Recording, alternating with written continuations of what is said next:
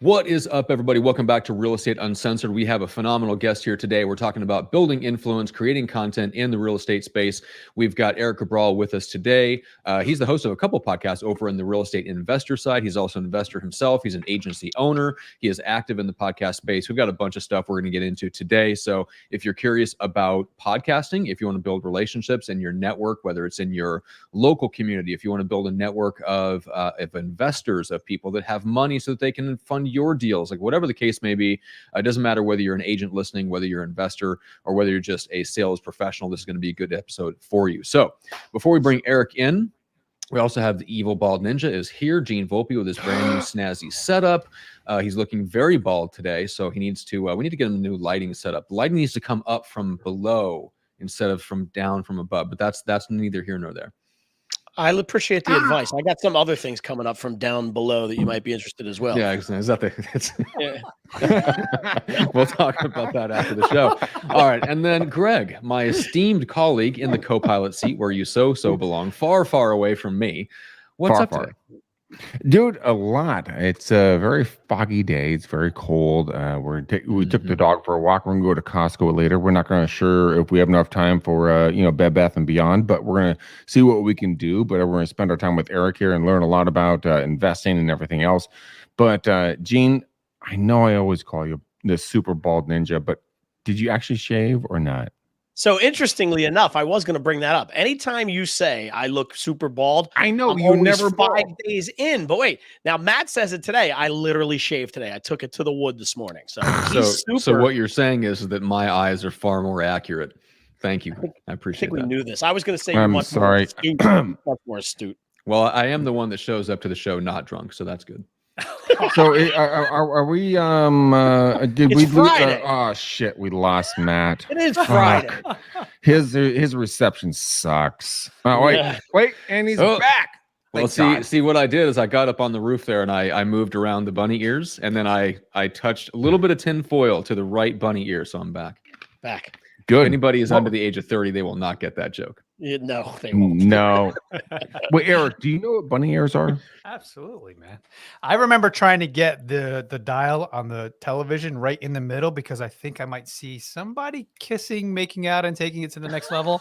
Oh, I've seen that actually. Get it right in between. Oh man, my family wasn't rich enough for cable, so I couldn't even do that. Like I was looking at JCPenney catalogs. Come on, man. Yeah. Wow. Oh, wow. It was slim pickings in the You were Johnson the kids household. stacking. Remember when there were the magazine racks in the bathroom?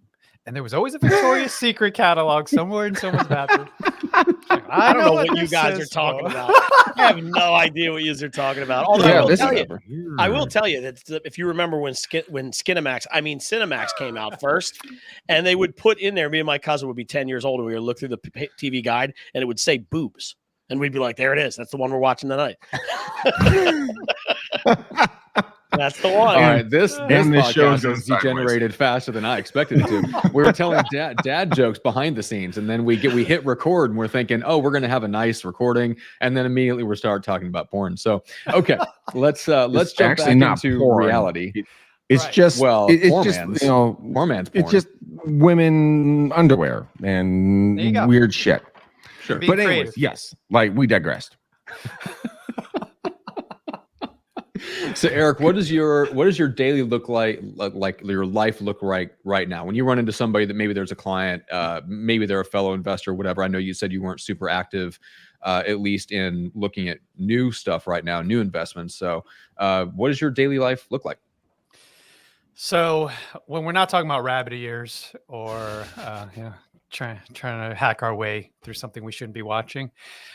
Thanks for having me, by the way, guys. I love the cadence. I love the flow, and I love jumping in here with you guys. It's a lot of fun. Good break from a day of just grinding it out through emails and Zooms. But that is my day, man, is emails, Zooms, sales calls. On the occasion when we do meet up live, it's always fantastic because you get to hug and handshake and I don't know, connect on a deeper level. But I am in my circle known as, the podcast guy. That's the podcast guy. Talk to him. Mm-hmm. He's the one that has all the answers, which I don't, who has all the answers other than God. But yeah, it's interesting because and you know, Matt, we've talked about this behind the scenes. We do, and every day we create, and we talk about it as if it's common knowledge. But when you talk to other people who aren't in the space, it's like gold to them. Like, what are you saying to me? And that's how a podcast works. And is that something I could put and complement into, my business and to get results and pursuing results and all that good stuff? So you like that little drop. Yeah, but that was it's nice. but yeah, Very I mean, well done. that's really what I do is I just share what I say over and over and over to new people. And then they see the light and they're like, yeah, how can we work together? How can you help me? You know what, Matt, and you guys probably experience this too. A lot of people, I feel like we're doctors, not to bring doctors down to our level, but it's like they want free advice. A lot of people, they want time and they want free advice. And I'm like, okay, well, you could implement these strategies. You don't need us, but here's the zeros and ones. You can go figure it out. Yeah. Yep. And that's a lot of what my day is like too. And we got there the same way, it sounds like, just by going out there and doing it. Greg and I joke around that we had no idea that the podcast would go this direction, that it would get as big as it's got. We just wanted to hang out and shoot the shit with each other and talk about real estate. And we let the chips fall where they may. That's fortunate they fell into a place that made us money, because it could have easily just not gone that same way. Let's go back in time to your story a little bit, Eric, and let's get into where did the very first podcast come from? I want to go back in time when people remember the bar of soap, the iPod that first came out with the dial and the black and white screen. And I remember when was it, like 2002 or 3? Somebody came to work with it. I was like, hey, look what I have. And I was like, what is that? What in tarnation is that? And it was like, I put 2.5 songs on this thing. And who knew that it was going to evolve shortly into like podcasts and like actual shows that can give you valuable content.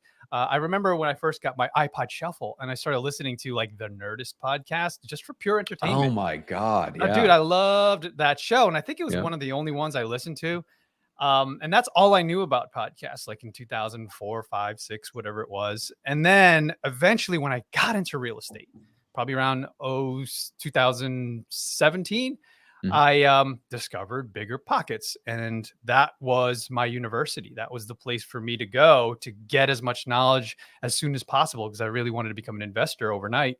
And I just fell in love, and I was like, oh, this is where podcasts have gone. That's when I realized the power of that format and providing value for people. And, I was a consumer at the time, but then eventually I became a creator, and and everything started to unfold. Yeah, that's awesome. Yep. Very, very, very similar. Now, what year was it that you stumbled across Bigger Pockets? It was probably 2017. 2017. All right. So you got into the game a little bit after we did. So what was the first podcast that you started yourself?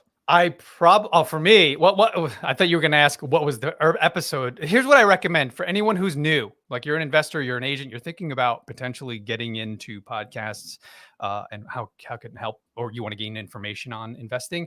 I looked for the local people on Bigger Pockets, like anybody in New Jersey. And I reached out to all of those people, and they became friends, really, like Matt Faircloth, one of my best friends.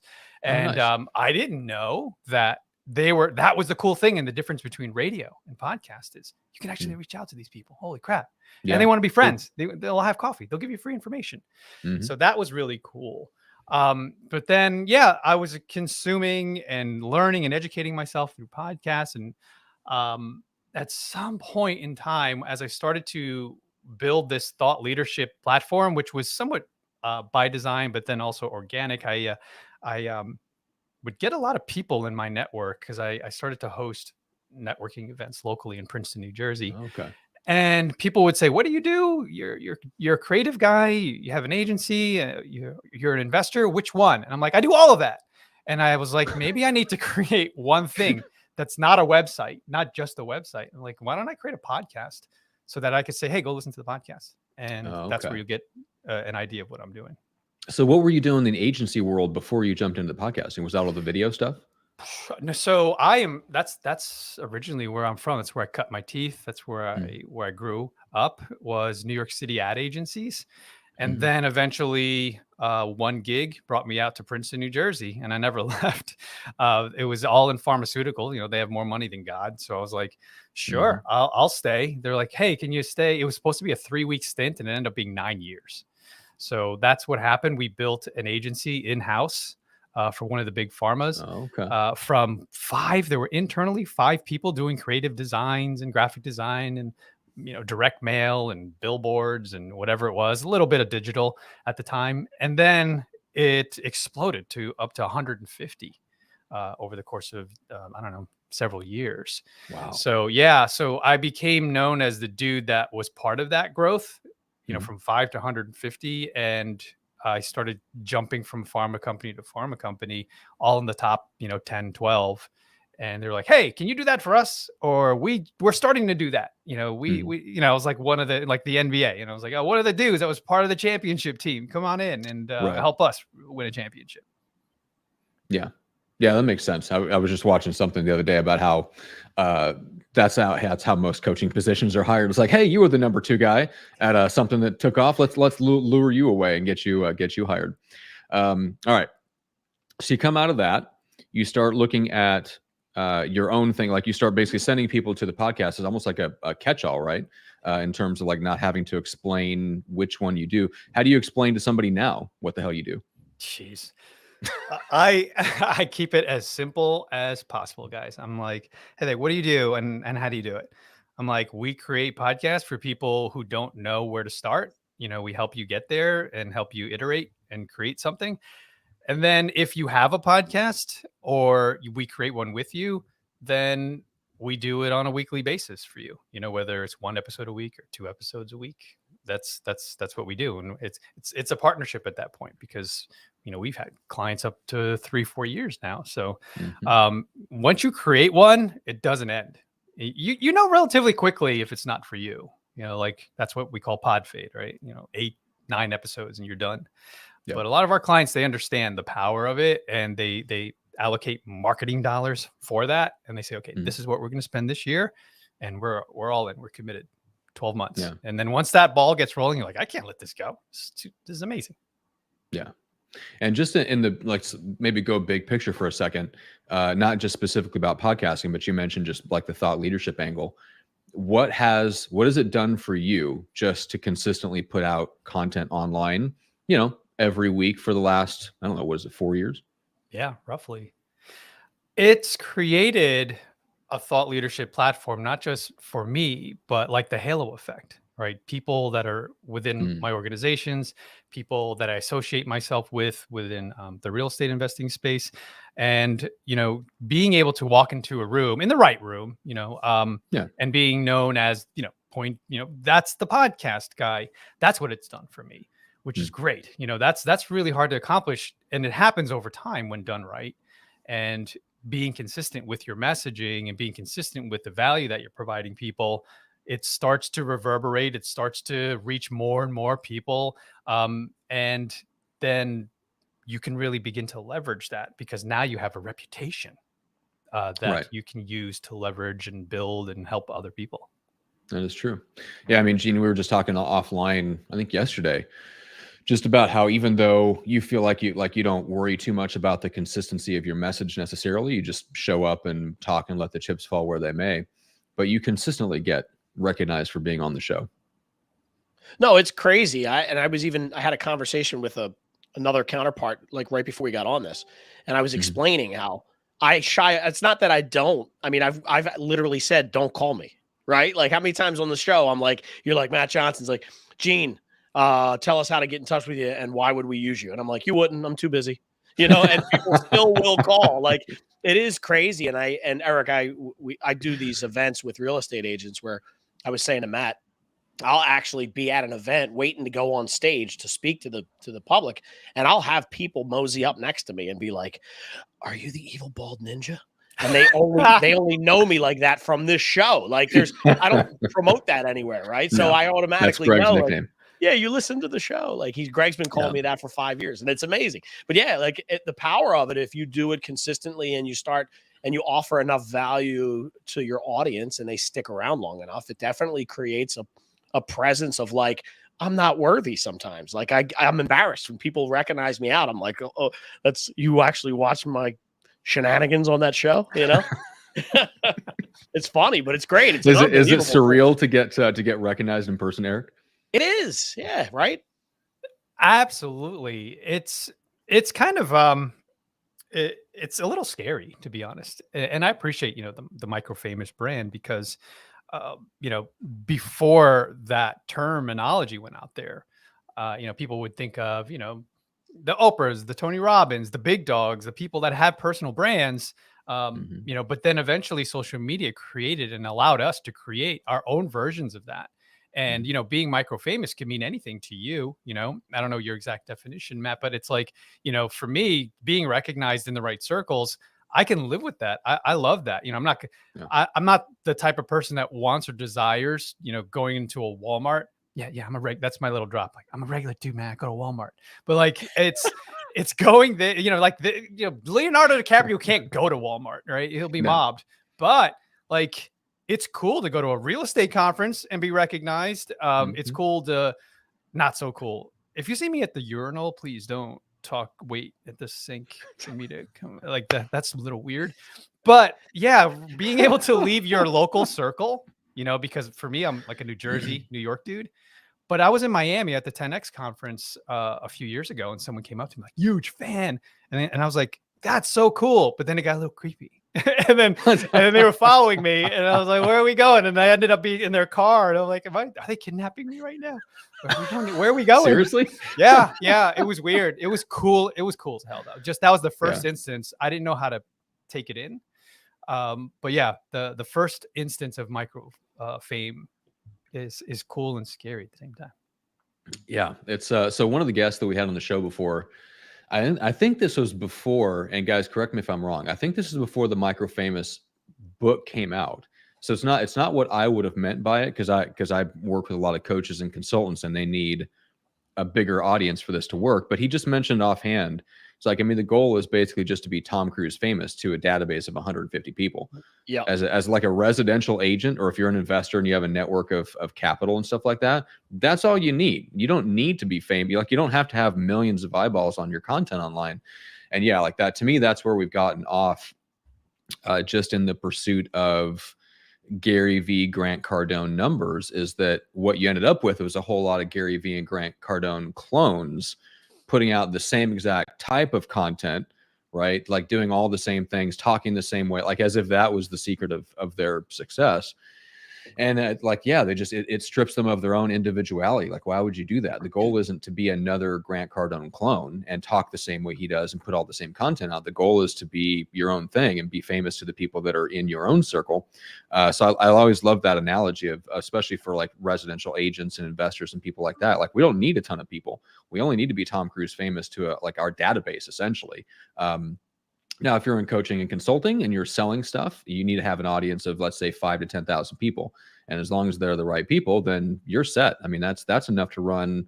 Eric, you know this. Both you and I, we don't have massive audiences. We're able to run 6 and 7 figure companies off of, I don't know, being famous to like 5,000 or 10,000 of the right coaches, consultants, investors, like those types of people. We don't need a lot of people. Yeah, it's such a unique sort of space and time that we're in. Because, 15 years ago, especially, when I was in ad agencies, like, people talked about the internet, as, a marketing printed piece of content. They're like, oh, let's treat the website like a business card or a brochure. And then the iPad came out, and people were like, oh, magazines are going away, and let's create content. Whatever happened to that? Like, let's create the digital version of, Style magazine or whatever it was. But no, little did we know that this thing that was blowing up within college dorms, the Facebook, was going to become a way for us to use it as a tool to set a stage, right? And a presence and control over the narrative of our brand and what we want to put out there. And then eventually over time, you realize, wait a minute, okay, this isn't less about me. I was just talking because I need to create content. But eventually you start to get feedback and use the feedback to develop content that people need. and people want and people will pay for. So that's really cool. And I don't remember, I can't think of any other analogies, from 15, 20 years ago of anything closely resembling that other than television. The only thing I can think of is, do you know the consulting firm, Boston Consulting Group? No. So BCG. So they came after McKinsey and they started up in the 70s. And this guy, the founder, Bruce Henderson, would write these strategy pamphlets called perspectives. And then they get mailed out, direct mail, to all the CEOs in the industries that they wanted to take over or work in. I bought a book a while back that was like a collection of these. And it was the first blog, and not the first blog. We know what I'm saying? Like it was a primitive form of blog. Today, that would have been a company blog, or he would have had a podcast. In those days, because that wasn't possible, he puts it into writing and they mail it out to people, which I love. But it's the same principle. Like it was his thought leadership platform. And that's what got them all their clients. Like it's what built his reputation, was these strategy pamphlets, because he didn't actually like meeting with clients. He was iconoclastic, bombastic. He was a little bit argumentative. Like he was a tough guy to deal with in person. But people would read the writing first, and then they go, "Oh yeah, I want to hire that guy, and I want that guy's team." So yeah, it's funny. You can get away with a lot if you put out content consistently. And I'm curious how it's changed. You're just how you find deals, and I know you're not super involved, but I wanted you to maybe go into prospecting a little bit. So when you first started getting into investing, how did you go about finding your deals, building that network of relationships and connections? It was just that. It was talking to people, shaking hands, getting to the level of trust where, I'll look at their deals. I'll see if it fits, what I'm trying to do. And then also leveraging the people that had experience way more than I had, and trusting whatever they were doing. Maybe it's their flip, or maybe it's their, multifamily, and invest with them. So that's really where it started to evolve. I was very active in finding my own deals, and then I would surround myself with people that were, unofficial and some official mentors and coaches that would give me the confidence that I was making the right decisions, and then go from there. And then, just continue to build and network. And then really the power started to become transparent to me was when I started to adopt the abundance mindset. And, I came from a very scarcity type of mindset. My parents, even though we were seemingly well off, they were living off credit cards. They were not doing it the right way, even though we had a nice home and cars and stuff, but they were living in debt, and not good debt, right? They were living in bad debt. So I brought that into my new world, and then I started to see and hear and understand and read books and get recommendations on podcasts and all these things that like shifted everything. I was like, wait a minute, if I help this guy or this girl, and I just make introductions with no expectation in return, that's like, well, it was like, what? Over time, I started to realize, whoa, this is really powerful. I highly recommend The Go Giver, by the way. That was one of the things that kind of helped me adopt that mindset. Yeah, because I know I haven't read that. Greg, have you read that? That's Bob Burg's book, The Go Giver. I feel like that's right up your alley, but I don't know if you've come across it before. I have heard of it. I have not read it, but I will buy it today. Yeah, but I feel like, it's like, so Greg's dad's been in real estate for 45 plus years or something. 53. And that's all 53. Holy cow. God, we've known each other for a long time. I've said 40 years since I've known Greg, and turns out that's not correct anymore because I've known Greg for too long. So 53 years in real estate. And I feel like that's, I said too long. You heard me. But anyway, a point being, Greg's dad has that mentality.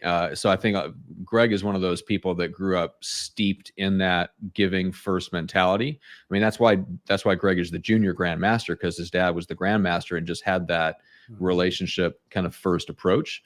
I didn't grow up with that either. I grew up with a super scarcity, like we're relationship people, but super scarcity. I mean, we were flat broke most of the time. Like I had 40, 50, 60 bucks saved up from, whatever. Most of the time I had more in petty cash than my parents at any one given time.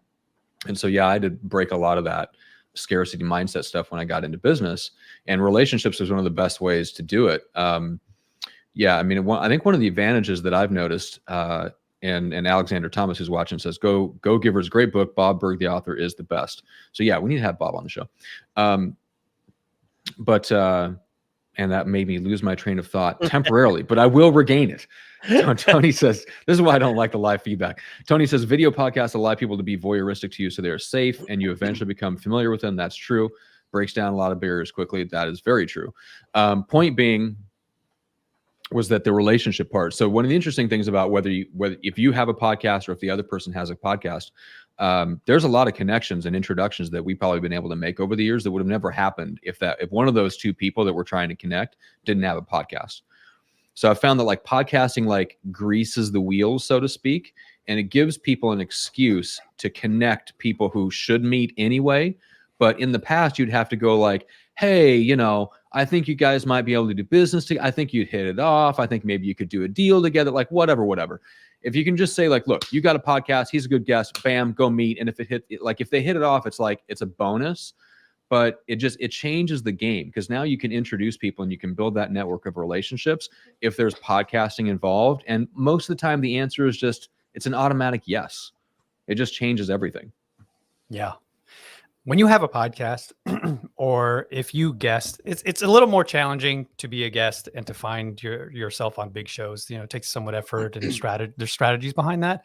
Mm-hmm. But if you have your own podcast and you're able to, you know, mention that, you know, I wouldn't force feed it into a conversation, but if you're having a conversation with someone and you really love what they're saying and you guys have chemistry, it's always so powerful. Because it's a give to say, right, hey, I'd love to continue this conversation on my podcast.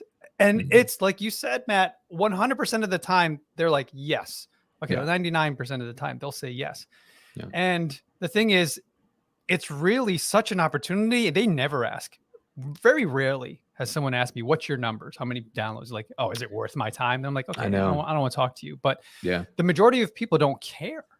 You know, I know Steve Sims, and you guys probably know Steve Sims. He's the blue fishing guy. That guy told me that he wants to get, like, anyone who asks him, and I highly recommend reading his book and then reaching out to him and saying, hey, he'll say yes to your podcast. And he's an amazing dude. He's an amazing guest. I've actually reached out to him twice, and he's not responded, just to let you know. Yeah, keep that's not entirely true. The first time he did respond, and that was like a scheduling thing. We couldn't make it happen. I don't know what happened the second time around, but we've put him on Jeff Cohn's podcast before, and he was great. Dude, and Jeff Cohn has a small podcast by other people's standards. So much fun. Yeah. I definitely needs to be on Uncensored. I love his book. I've read his book multiple times, and it's just an amazing thing. But I'm gonna shut up and let you keep going, Eric. No, I just wanted to mention that fact that there are people out there, there are thought leaders that have a lot to say, a lot to share, a lot of value to offer to an audience, and they're happy to be on your show, whether big or small. You don't have to be one of the big dogs. It's funny, from the outside, people think of podcasts that don't know much about podcasts. What do we all think of, right? Can you guys guess? Like, what's the first show that comes to mind? Yeah, probably Rogan, Adam Carolla, NPR stuff. Who knows? Yeah. And it's kind of like you have to reshape what they're assuming a podcast is, especially if they're a business owner, especially if they're, and we could talk about this here because agents, the potential power behind creating your own podcast as a real estate agent, like they're so trapped in, you know, it's one of the most antiquated industries, right? And the older agents, I'm talking about the Gen Xers of my generation, you know, the 40, 50 somethings. It's like, yeah, I understand you've gotten comfortable in the way you communicate, but you got to get comfortable in social. You got to put yourself out there. Podcast is a great way for you to do that consistently. And you don't have to speak to 1 million people on your phone going live. Like a lot of them aren't comfortable with that. I get it. And they just want to post. But if you do a podcast, and you talk to people locally, a title agent, you know, another agent, you know, insurance, someone that complements what you do, put them on the show and start talking about the local aspects and the benefits of certain areas. Man, I'm like that, Matt, you and I haven't talked about this, but that, like, I don't focus on that because it's not really a passion of mine. I'm like a global sort of crazy person that wants to, you know, have an effect on everything in the world. So I don't want to stay localized, but that's a great way for someone to like say, hey, I'm a local podcast creator for local agents, and agents look for someone who can produce a podcast for you, because then you can get your stuff out there. Well, I was going to say, make an audience. Yeah. The guy that we had on our show that mentioned being Tom Cruise famous to your database. That's one of the services he offers. It's about $1,000 a month, and it's meant for local business owners like real estate agents and mortgage people, sales professionals, stuff like that. And he has a specific system for them to be like locally micro-famous, as opposed to coaching, consulting around the world micro-famous. And yeah, like it can be really good, because you're right. There's where I would normally tell an agent, hey, pick up your phone and shoot a YouTube video, like go where people are searching. And to me, that is a better solution for them, but not if you can't get them on video. Right. So for the people that can't, like you can't get them on video. Yes, like podcasting can be a great solution. Obviously, podcast episodes can be turned into articles, which can be, you can do a ton with those. Those can go on your website. So yeah, it depends on what your, I don't know, kind of natural habitat is. I mean, for us, we've been going live on video since 2015. So this is like home for us. Me and Greg can hang out on live video and do a show and have literally everything fall apart, and he and I will still have a great time for an hour. That's not everybody's cup of tea, and Greg is flashing me the, what is that? The devil horns, 80s. I like it like an Iron Maiden concert. Okay, good. Yep. So, yeah, I think it's about finding your, whatever that comfort zone is for you. For some people, it's video. And so YouTube works great for local agents. For some, it's podcasting, because you can do it. You don't have to do it like we do, where you see the video. You can just do it audio only. There was a service that I was telling one of my clients about today that we've had the guy on the show before. It's called the Faces of, and they will allow you to basically go out in your local community, grab a phone, go meet someone at a coffee shop like a Starbucks, sit down, record the conversation with them, send them the audio, and they'll do like a really nice write-up. You just make sure that you get a good picture of the guest, and they put it on this amazing looking website and take care of all the back end details of that, so that can go out and you can kind of build this repository of stories based on real conversations you're having with people in the community. I mean, what an amazing way to build up your network of people. And I think that's where probably Eric, you and I have a lot in common, because we see a lot of value, not just in the content that goes out, but in the relationships that we build along the way of producing all this content. Yeah.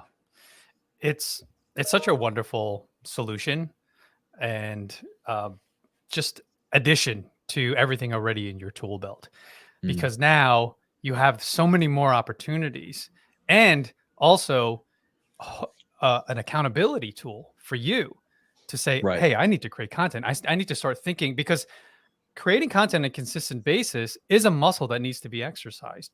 And if you are not doing it, and this happens to me, like during the break, especially, I'm currently writing a book. I got to get to your level, Matt. And I'm writing a book about personal branding and how to build one. And like, I stopped for 2 weeks, 3 weeks, and it's so hard to get the momentum, gain the momentum again. Yeah. So the same goes with content. I stopped and paused doing Facebook Lives or doing certain, posts on LinkedIn, and just the cadence of weekly content forces you to get better. It forces you to think of how can I add value, rather than just like spitballing all the time. Like, what's the message? What's the result? What am I giving to my audience? And then over time, you start to realize, wow, this is not just for me. So many wonderful things. I just scratched the surface, but then for them too, because like they're gaining from it, they're learning from it. And then also you're giving them an opportunity to shine on your stage if you have a podcast. So it's just, we can talk about this all day, like how everyone benefits from they do. That's right. All right. Well, let's send people like, how do people know if they're the right fit for your agency, for example, and then where do they go? Yeah. If you're a small, mid-size, you and I, Matt, talk about this, we could talk, if it's a business that you have that, needs some type of marketing and needs some type of messaging, some way to reach out to people and show them, what you can do and how much value you can add in their life. That's something we can help you with, and help you to sort of iterate and create something that will just be beneficial for everyone. So onairbrands.com is our website. You can reach out to me. You can email me, Eric, ERIK, @onairbrands.com. We'll chat. Easy enough. All right. And then Gene, let's give a chance for you to give your super polished, super concise, always right on point call to action. Don't bother. So don'tbother.com. I'm going to actually build. You should buy that. Don't even bother.com. No, listen, this is a service, the podcasting piece of it that I subscribe to, obviously, right? Like literally and figuratively. Like I love it. I love doing it. And going back to what you said before, Matt, it's like I actually get more excitement out of just having the podcast than doing it itself. Like I love what it does for introductions. You know, for me, when I go, oh, you've heard of this before? Oh, that's great. When can we have coffee? And people are more likely to work with you because you have something on Apple Podcasts. It's kind of weird, but it's a super powerful tool. And if you want to talk about anything related to that, I'll forward you to Eric. But marketing side, genevolpe.com, get on my calendar. We'll go from there. How was that? Right. That was good. I like it. I'm thinking we need to buy the domain don'tbothergene.com. And it's just pictures of Gene like looking over his shoulder going, huh?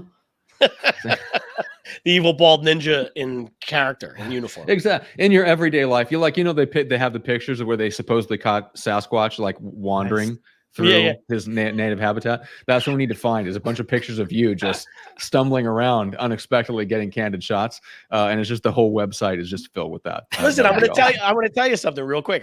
This is something that I learned. Like we did a presentation 2 weeks ago, and I put a QR code up to get on our calendar, and it says in big letters underneath, "Do not scan this."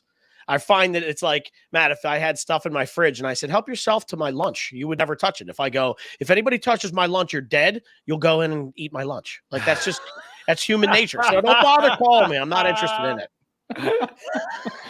So he's pulling a reverse psychology trick. All right, good. Well, then you should also definitely not reach out to Greg. He's very mean. He is very anti-cuddling in every way. You should never call him. Horrible. Definitely not at the number that's on the screen currently at the moment, which, by the way, is mistyped. It's 925-915-1978. Motherfucker! I gotta fix that. God mistyped your own phone number. Greg, why would anyone want to connect with you? Because I give them your actual real number, and you can go wash their car with rocks. I mean, that's how we go. But how would they not reach out to me? Well, because they wouldn't reach out to me to talk about, expanding their business, getting more money, living a life that they want to live, and expanding their reach on both podcasts and social media with the connections that we have. I mean, if you do that, definitely do not reach out to me if you guys do not want connections. I mean, if you want connections, obviously connect with Matt. That's the guy with connections. Me, nothing. But if you really want to talk, go to 925-915-1978. Matt, I can't believe how you spelled my fucking shit wrong on my phone number. We've been doing this for 6 years and you screwed that up. That's my fault. Sure. God, I'm thinking this is such a wonderful marketing strategy, with the bandit signs where people are like, we buy houses, dial, 1-800, blah, blah, blah. It's like, and then there should be in big letters, don't call this number. Like, it's like we buy houses, but don't call us. Don't call. That's right. Please do not reach out. Flooded the call center. That actually is a phenomenal strategy. It's the go for no strategy. When you say, you're like, you know what? Hey, my name is Eric, and I'm with ABC Real Estate, and you know what? I bet you're not thinking about selling your home this year, are you? Yeah. All of a sudden, they're like, well, maybe. What do you have? You open the door. Ready? I'm going to give you another super marketing tip that you can all take with you. Ooh, I have a great idea for this podcast. You want to hear it? Is it midgets? Nah, never mind. Forget it. Never mind. Okay. Never mind. Okay. You can't start with an opening like that and then just that's the tactic. See what I just did? That's the tactic. I just got you. Oh, come on. Oh, come on, dude. I got a big thing for you guys. Never mind. I'll tell you later. Oh no, the worst. Super psychological. Yes, that is terrible. Now I hate you and I want to throw things at you over online. And I shall. But the number one thing we have to take away on this show is, guys, follow Eric on everything that he does. He is an incredibly intelligent human being, and as you can tell, he's brought incredible value. We have Glenn Twiddle here with us. Oh my God, wow. We have Glenn Twiddle with us. Australian real estate coaching master himself. Goodness, it's like 2 a.m. over in Brisbane. Good God. Why is he watching live? Go back to bed, Glenn. Go back to bed. He hasn't gone to bed yet. Maybe not. But I don't know that the guy sleeps at all. He doesn't. He takes power naps in 30-minute segments. But if you guys want to get a hold of Matt, reach out to him. Go to getmicrofamous.com. You guys get his book. It is absolutely fantastic. I am dyslexic and ADHD, and I still love the book. It is really good content. I was riveted the entire time I read it. So highly recommend you guys go out there and get that book. And he's fantastically handsome. So, I mean, all you ladies, go out there and just click that button and get that book. It's going to make your life. There are no pictures of me in the book, just to clarify. I'm still questioning what that is not a legitimate reason to get the book. There are pictures in it, but they're not of me. And I've been saying this forever. I'm still curious as to why you named it Microfamous. Maybe that's answer. Right. Exactly. That's right. It's the same. It's the same reason Italian mobsters are named Tiny. We're doing opposites. Yes, and it has to be ironic, otherwise it's not funny. You can't just be accurate. What's the fun in an accurate nickname? So you call your big dog Tiny, and then you pick your Chihuahua and you call it Monster. Yeah, exactly. Something like that. Yeah, exactly. All right, gentlemen, we have a job on this show. Matt, Eric, yes, Gene. We need colors for the bow in the show. Matt, what's your color? One color. Let's pick Eric's background as a green. That's a very festive green color. Let's make that the entire bow. Wrap it around the episode. It can't be a 3-striped bow. It's too much. No 3-striped bows. It's too much. It's a green bow. Wrap it around the episode. Wrap it up. You know how annoying Matt gets with me? It is absolutely hilarious. The after show comments. Outros are 15 minutes alone. They're not. You exaggerator. Oh my God. Like you put a 5. That is not true. We're now on ridiculous. Minute 6 of the wrap up. Well, because you fuck up my shit. Okay. All right. That's how you do this. Green bow. Green bow around the episode. Anyway, shut the fuck up. Here we go. We're going to close it out. All right, guys. Thanks for watching the show. Guys, go out there to everywhere you listen and watch a podcast. Give us a 5-star and a 2-star review so that the algorithm will help get other people involved in what we're doing. If you guys like what we're saying and our guests, please do a hashtag. But until next time, peace out, ninjas. We're gone.